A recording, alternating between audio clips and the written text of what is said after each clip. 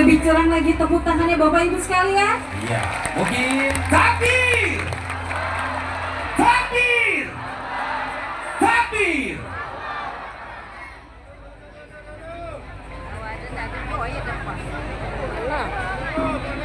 Assalamualaikum warahmatullahi wabarakatuh.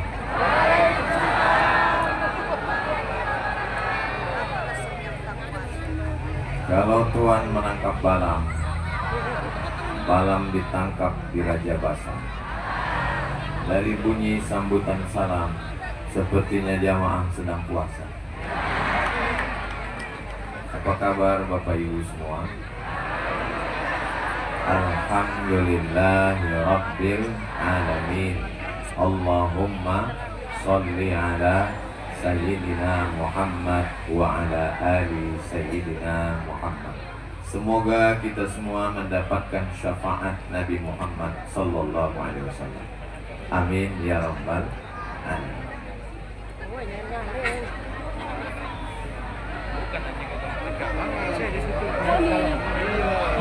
Tak apa-apa, tak apa-apa. Yang sama kita hormati Bapak Bupati beserta Ibu Ketua Penggerak PKK, Ibu Wakil Bupati, tentu saja guru kita semua Al-Mukarram Sayyidi Asy-Syaikh Dainawi, panjang umur sehat badan, beserta para alim ulama, hadirin hadirat, muslimin muslimat, solihin solihat, mukminin mukminat yang belum kawin dan belum sunat. Semua yang hadir ini insyaallah dimuliakan Allah Subhanahu wa taala. Amin ya rabbal alamin. Saya agak kurang fokus ceramah ini menengok air mancur itu.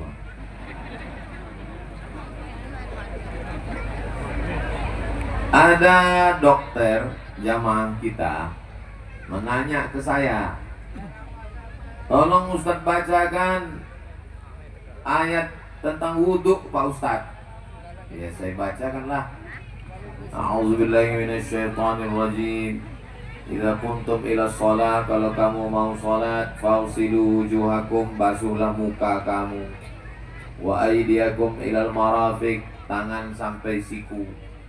Wamsahu biru'usikum, usap kepala sampai telinga. Wa arjulakum ilal ka'bain, kaki sampai mata kaki. Coba Ustaz ulang balik tadi ayat tentang menyiram tangan. Wa aydiyakum ilal marafiq, tangan sampai siku. Kenapa tangan itu dibasuh sampai siku Pak Ustaz? Ya gak usah tanya-tanya, banyak tanya itu Bani Israel sih. Begitu caranya kalau kita nggak tahu jawabannya. Pokoknya basuh tangan sampai siku. Habis itu Pak dokter ini cerita ke saya, kami dokter-dokter ini Ustadz, kalau mau mengoperasi orang, cuci tangannya macam yang ada di Quran itu.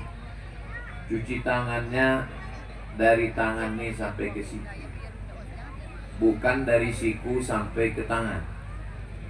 Kenapa Pak dokter cuci tangannya dari tangan sampai ke siku? Kenapa tidak dari siku sampai ke tangan? Untungnya dia nggak balikkan jawaban saya. Kalau dibalikkannya, banyak tanya itu Bani Israel Pak Ustaz. Karena kalau cuci tangan itu turun ke bawah, maka bakteri kumannya menggantung ke ujung jari. Kami tidak bisa mengoperasi orang karena nanti lukanya itu kena bakteri. Tapi kalau mencuci tangannya dari ujung sampai ke siku, maka ujung tangan steril Pak Ustaz. Jadi Al-Quran ini turun sampai mengajarkan kita cara mencuci tangan supaya bagaimana bersih steril. Dan ketika COVID kemarin, cuci tangan yang paling bagus adalah bukan dari siku turun ke jari, tapi dari jari turun ke siku. Begitulah Al-Quran. Tapi kalau ada di antara bapak ibu yang berwudu dari siku turun ke jari, wudunya tetap sah. Bahkan kalau menurut mazhab Hanafi, tidak mesti berurut wajah, tangan, kepala, telinga, kaki, nggak mesti. Kalau dia kebetulan di sungai, basah semua pun sah. Apa ini? Ini drone. Saya tengok udah ada yang melambaikan tangan. Angkatkan tangan ke drone semua, lambaikan tangan ke drone. Kira-kira sampai azan maghrib lah.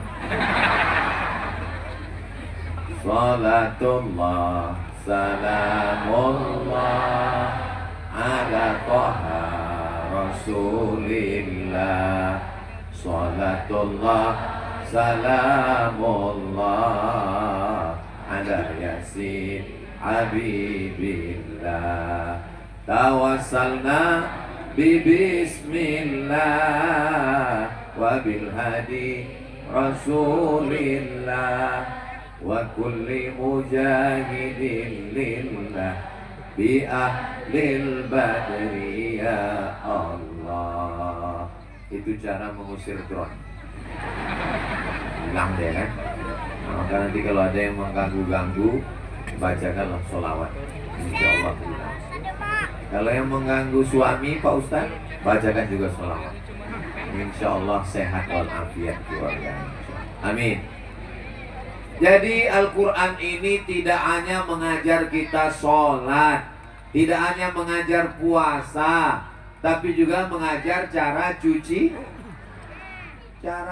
tangan diajarkan oleh Al-Quran. Kita tengok sekarang orang-orang kaya naik pesawat, pesawatnya bisnis.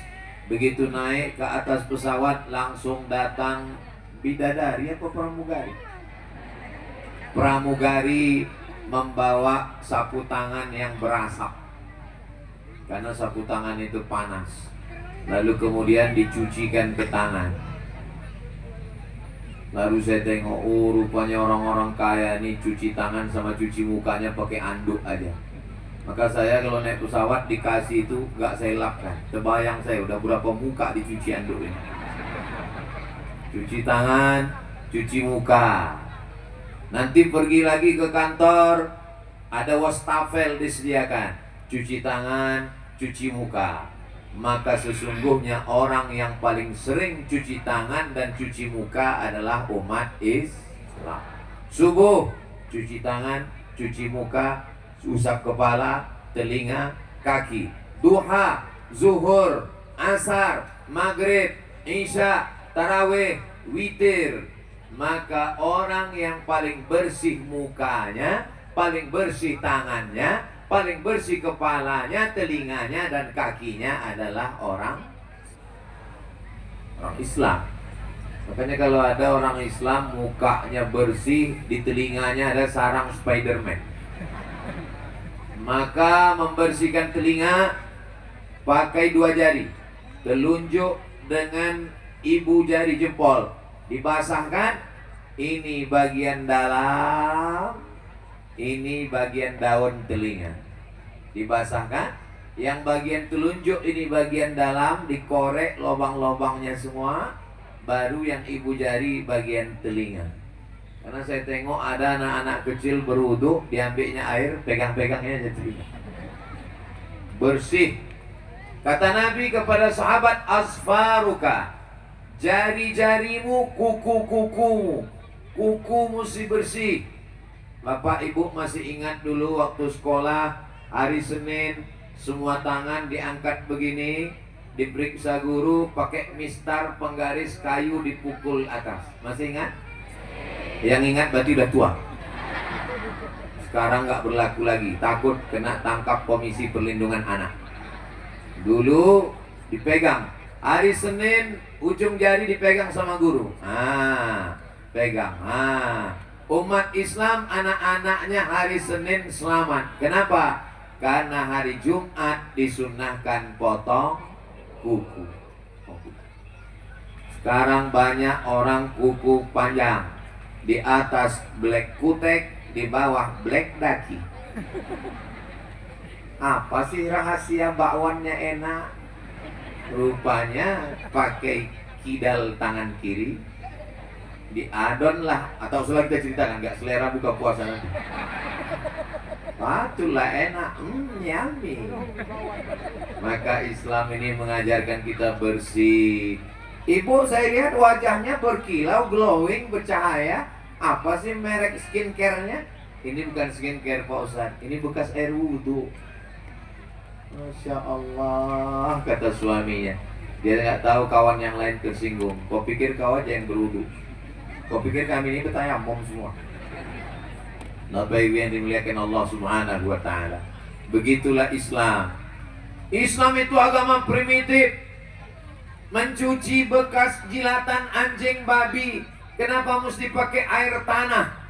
Ternyata dicuci pakai deterjen, kumannya tak mati. Dicuci pakai sampo, kumannya tak mati. Dicuci pakai sabun, kumannya tidak mati. Dicuci pakai alat pel, kumannya tidak mati. Yang bisa mematikan kuman jilatan air liur anjing babi adalah bakteri yang ada di dalam tanah. Tanah dimasukkan ke dalam air, dicampur jadi air tanah, disiramkan ke bekas cairan air liur anjing babi, bakteri tanah memakan bakteri yang ada di air liurnya. Ini yang dikenal menurut medis, bakteri memakan bakteri. Jadi kemarin yang disuntikkan ke badan kita itu adalah bakteri. Bakteri yang baik untuk memakan bakteri COVID-19.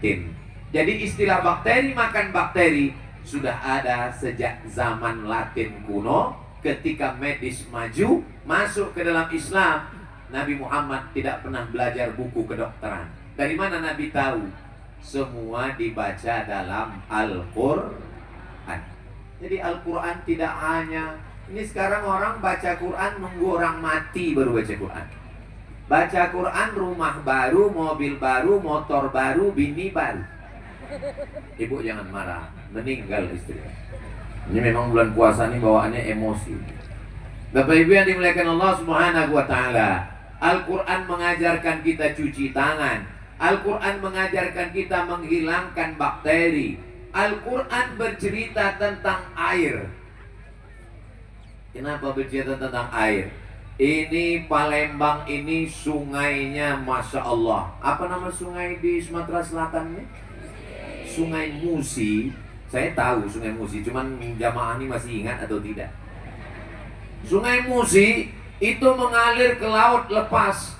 Seandainya air laut itu masuk ke Sungai Musi, lalu air Sungai Musi menjadi asin, dan tanah kita ini airnya asin, maka 3 hari kita cuma bisa hidup. Karena manusia tidak bisa hidup tanpa air 3 hari. Tak ada beras, hidup 3 bulan. Tak ada air, hidup 3 hari. Tapi hanya mampu 3 detik hidup tanpamu sayang. Ini cara bapak untuk merayu ibu sore nanti supaya jangan minta THR. Kenapa air laut tidak masuk ke Sungai Musi? Padahal sama-sama air. Al-Quran memberikan jawaban. Surat Ar-Rahman. Bainahuma barzakhun la yabghiyan. Antara air laut dengan air asin, air tawar tidak menyatu.